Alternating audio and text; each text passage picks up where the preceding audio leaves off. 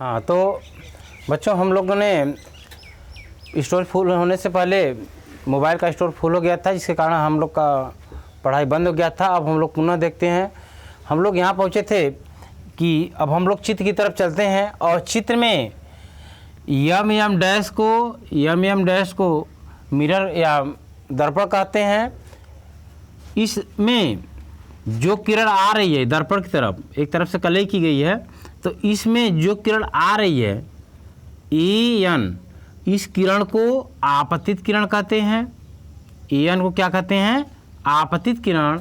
और इस तल से टकराने के बाद उसी माध्यम में वापस लौट जाती हैं। एन सी, इसको परावर्तित किरण कहते हैं। और दर्पण के बिंदु एन पर जो अभिलंब डाला गया है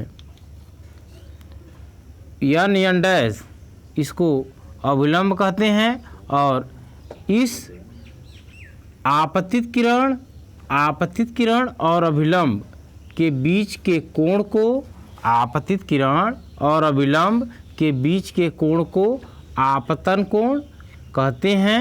इसे स्मॉल आई से प्रदर्शित करते हैं। तथा परावर्तित किरण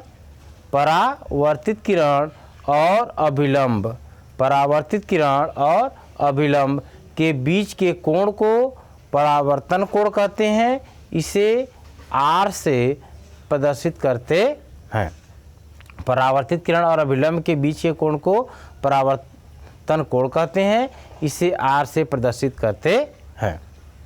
तो इस प्रकार हम लोगों ने प्रकाश के परावर्तन के विषय में अध्ययन किया। अब हम लोग प्रकाश के परावर्तन के नियम, यानी अब हम लोग अध्ययन करेंगे परावर्तन के नियम।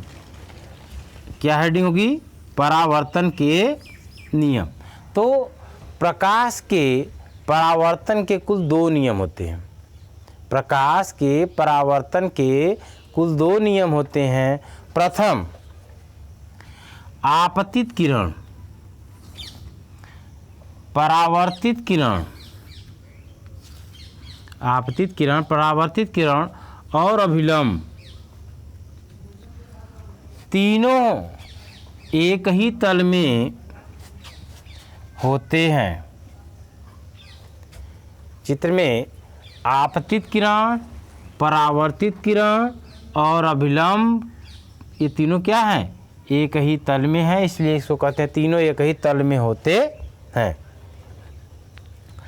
इस तल को आपतन तल भी कहते हैं। इस तल को क्या कहते हैं? आपतन तल। इस प्रकार आपने परावर्तन के 2 नियम में प्रथम नियम आपने पढ़ा कि आपतित किरण, परावर्तित किरण और अभिलंब तीनों, आपतित किरण, परावर्तित किरण, अभिलंब तीनों एक ही तल में होते हैं। इस तल को आपतन तल भी कहते हैं। इस तल को आपतन तल भी कहते हैं। अब हम लोग दूसरे नियम की तरफ चलते हैं। तो आपतित किरण तथा अभिलंब,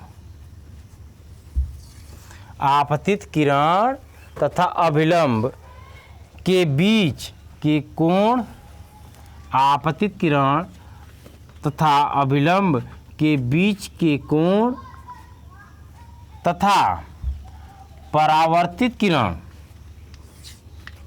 और अभिलंब, परावर्तित किरण और अभिलंब के बीच के कोण आर आपस में बराबर होते हैं। आपतन कोण इस प्रकार, आपतन कोण और परावर्तन कोण आपस में क्या होते हैं? बराबर होते हैं। अर्थात आपतन कोण बराबर परावर्तन कोण। पुनः परावर्तन के दूसरे नियम पर ध्यान दें तो उसमें हमने बताया कि आपतित किरण और अभिलंब, आपतित किरण और अभिलंब के बीच के कोण को आपतन कोण, आपतित किरण और अभिलंब के बीच के कोण को आपतन कोण तथा परावर्तित किरण और अभिलंब के बीच के कोण को परावर्तन कोण।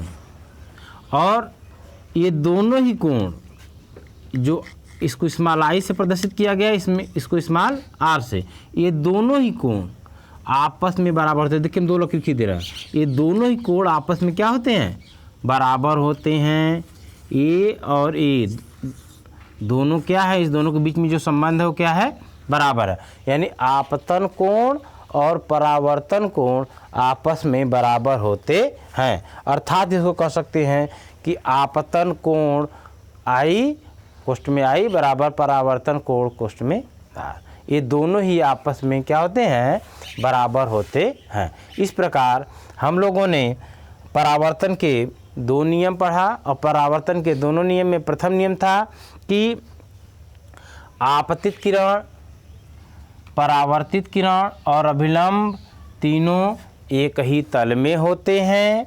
आपतित किरण, परावर्तित किरण और अभिलंब तीनों क्या होते हैं, एक ही तल में होते हैं। और इस तल को क्या कहते हैं, इस तल को आपतन तल कहते हैं। और दूसरे नियम में हमने बताया कि आपतित किरण और अभिलंब के बीच के कोण आई और परावर्तित किरण तथा अभिलंब के बीच के कोण को आर, ये दोनों ही कोण आई और दोनों कोण आर दोनों क्या होते हैं, आपस में बराबर होते हैं। अर्थात उसी को बताया गया कि आपतन कोण आई बराबर परावर्तन कोण आर। तो आज के लिए इतना ही, और अगले दिन पुनः हम लोग नए टॉपिक के साथ आएंगे।